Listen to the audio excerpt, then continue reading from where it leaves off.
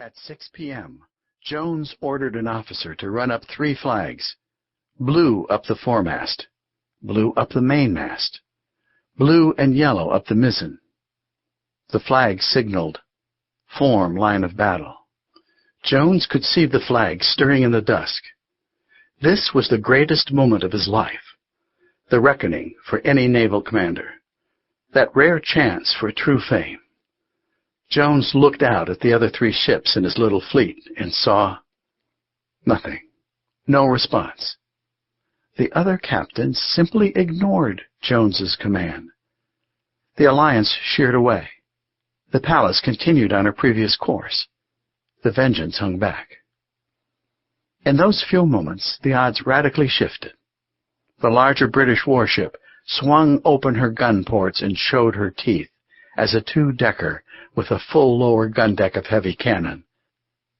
Jones's ship was old and slow. Many of its very mixed lot of cannon were old and of dubious reliability. The British man-of-war was faster and brand new. Jones was on his own, though not for the first time. He may have sighed, he may have sworn, but more likely his face was a coldly impassive mask. By now, he was accustomed to gross insubordination. Before going into his first decisive single-ship action, against HMS Drake, his crew had almost mutinied. Jones had bullied and cajoled the men into obedience. On this cruise, one of his captains, an irascible, addled Frenchman named Pierre Landais, had been flouting orders at every turn. At one point, Jones and Landais had nearly dueled. Jones had a temper, but now he held it. Or rather, he aimed it. He steered the Bonhomme Richard right for the enemy. Low on the eastern horizon, a full harvest moon was just beginning to rise. The water was still almost glassy. The 2 ships, bristling with cannon, their slow matches eddying smoke in the zephyrs, slowly glided toward each other. 100 yards, 50 yards, 25 yards, the range, Jones later recorded, of a pistol shot. A brush with glory, then oblivion. Then he rose again. On a brilliant summer's afternoon in July 1905, a casket bedecked with the American flag and bearing the body of John Paul Jones was paraded down the avenues of Paris. A squadron of French cuirassiers in glittering helmets and breastplates led the way, followed by a column of 500 U.S. Navy bluejackets. The American sailors in the honor guard were chosen according to one contemporary account for their height. All were over 6 feet, and manly good looks. "Quel beau garçon," whispered the French ladies in the vast cheering crowd, which surged against the barricades. Down the Champs-Élysées, across the grandly ornate Pont Alexandre, the cortège made its way. At Les Invalides, before the gilded dome of the tomb of Napoleon, stood a pavilion hung in royal purple velvet, adorned with martial emblems and battle-axes. There Jones' casket rested, while the diplomats and statesmen made speeches to the glory of his name. A U.S. Navy squadron of cruisers awaited at Cherbourg to take him to America. The squadron, Brooklyn, Tacoma, Galveston, and Chattanooga, steamed westward across the Atlantic, to be met by 7 battleships passing through the Virginia Capes, up the Chesapeake Bay, to the U.S. Naval Academy at Annapolis. On July 24th, the casket was carried past rows of midshipmen, standing to attention along the seawall, while the Academy band played Chopin's Funeral March, and cannon boomed a salute. The homecoming had been long delayed. Jones had died, lonely and feeling forgotten, in Paris in 1792. His casket had been interred for over a century in a graveyard so obscure that it had been paved over. It had taken the United States ambassador to France, General Horace Porter, several months just to find Jones's remains, buried beneath a laundry on the outskirts of the city. Jones had been resurrected in part because Teddy Roosevelt needed a hero. The young president, an avid naval historian, was eager to make the United States a great naval power at the turn of the 20th century. Roosevelt wanted to celebrate Jones's legacy with appropriate pomp. On a clear and cool day, April 24, 1906, special trains carried the president and various dignitaries down from Washington to the Naval Academy at Annapolis. The Baltimore Oratorio sang the Star-Spangled Banner and How Sleep the Brave.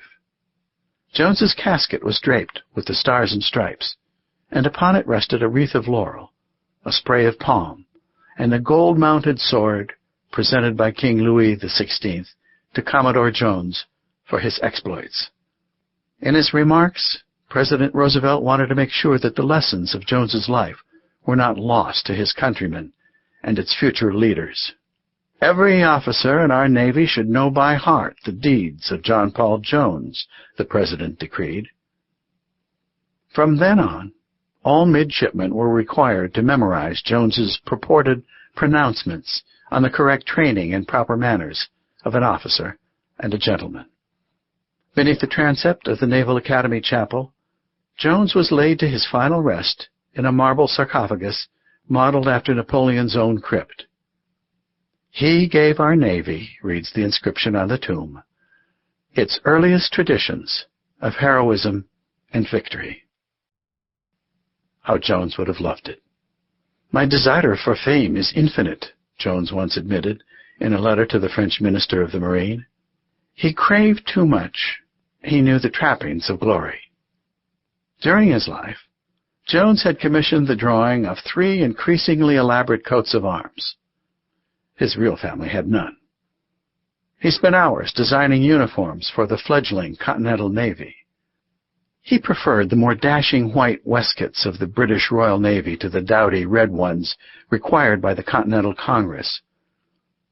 He was very pleased when the court of Louis XVI awarded him the Ordre du Mérite Militaire, which allowed Jones to wear a ribbon and a cross, and to call himself a chevalier. Angry when Congress would not give him flag rank, he was gratified to be named a rear admiral in the Russian Navy, Contre-Admiral Pavel Ivanovich Zonas.